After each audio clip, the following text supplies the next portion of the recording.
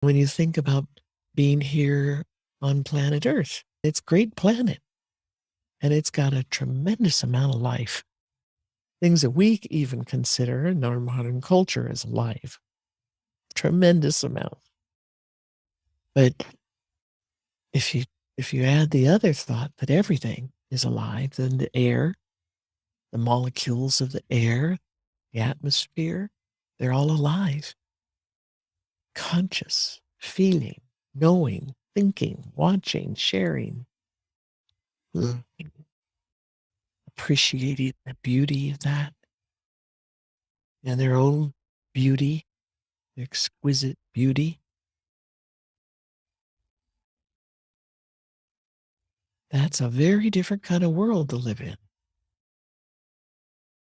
It's very connected. Everything sharing, giving, receiving constantly. Information, love, nutrition,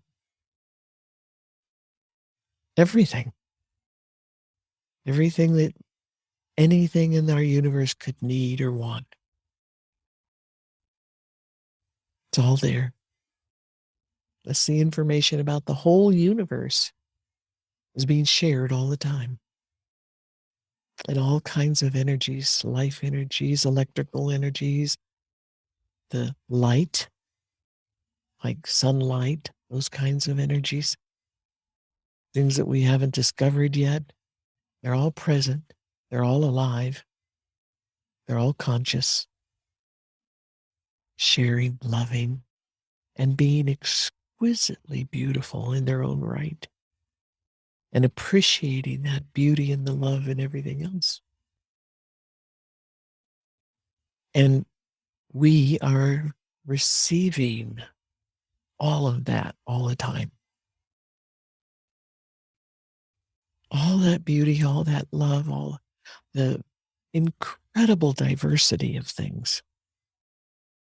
Just mind-boggling. You can't comprehend the extremes of diversity that are here available to us on our little planet and out into the cosmos. And our awareness can go anywhere in the cosmos, anywhere on the earth or inside down in. Want to see the core of the earth? Want to know what it's made of? We can go take a look with our attention.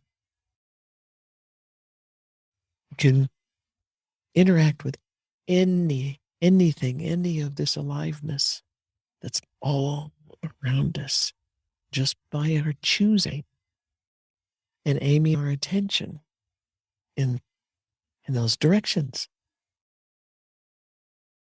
It's all it takes. In the modern culture, we've been cut off from all of this. We've been told it doesn't exist. We've been, for most of the people on the planet, convinced, really dynamically strong with dogma, believe that none of that exists.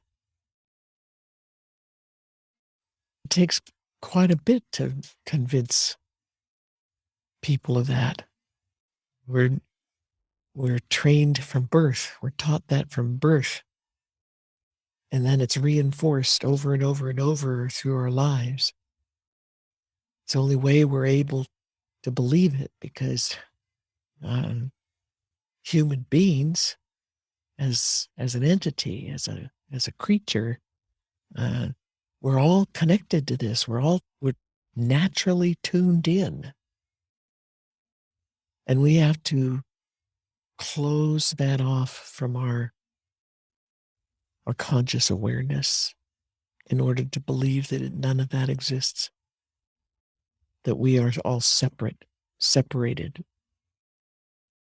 separate islands.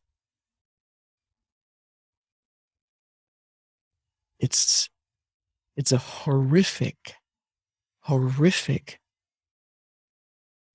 thing to do, to to any living creature, any anybody, any kind of creature in the universe,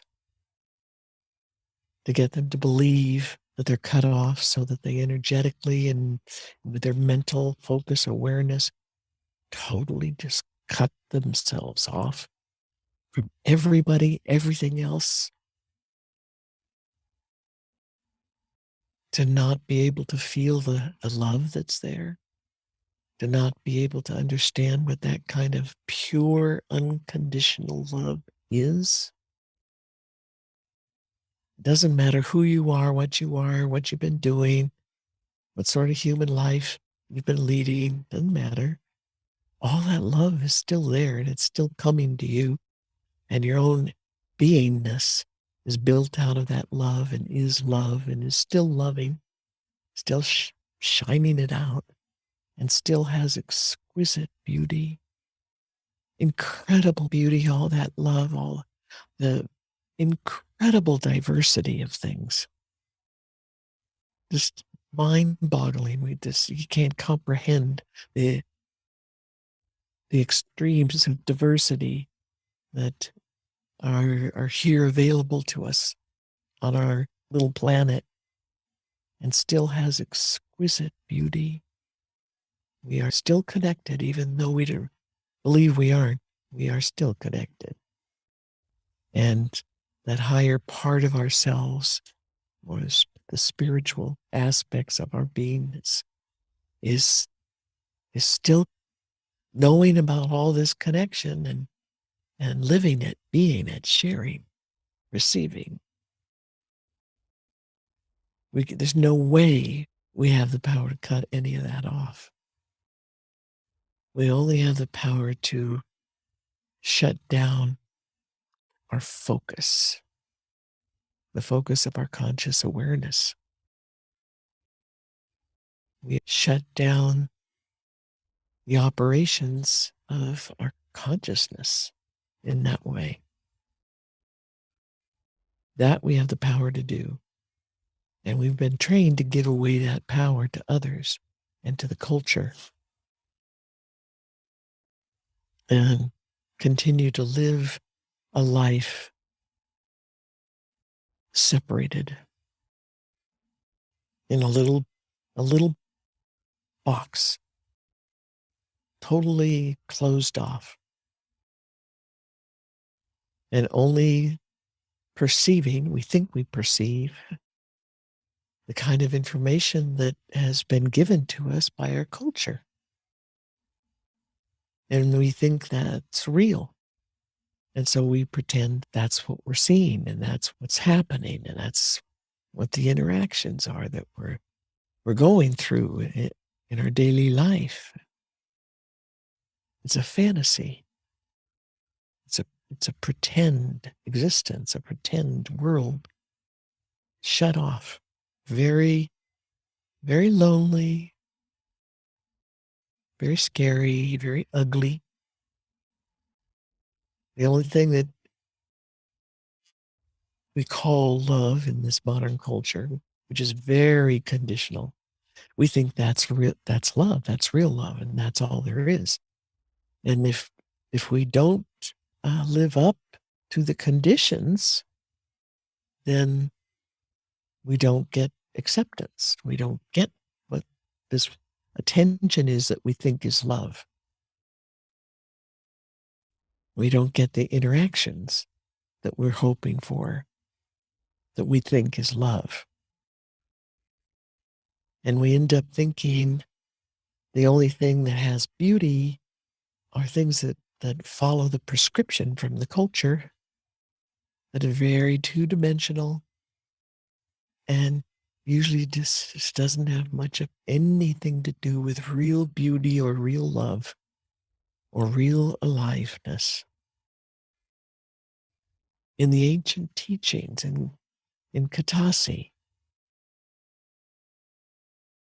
the goal of the teachings, the goal of the teachers of the teaching is to give self-sufficiency to those who want to study it. to give freedom, to teach them how, lead them to the water, teach them how to do all these things for themselves, to be able to perceive this, this deep, deep, deep, beautiful, beautiful love. And this deep, far-reaching beauty. And what that is, to perceive it, to feel it, to be it, to live a life based on that kind of beauty and love.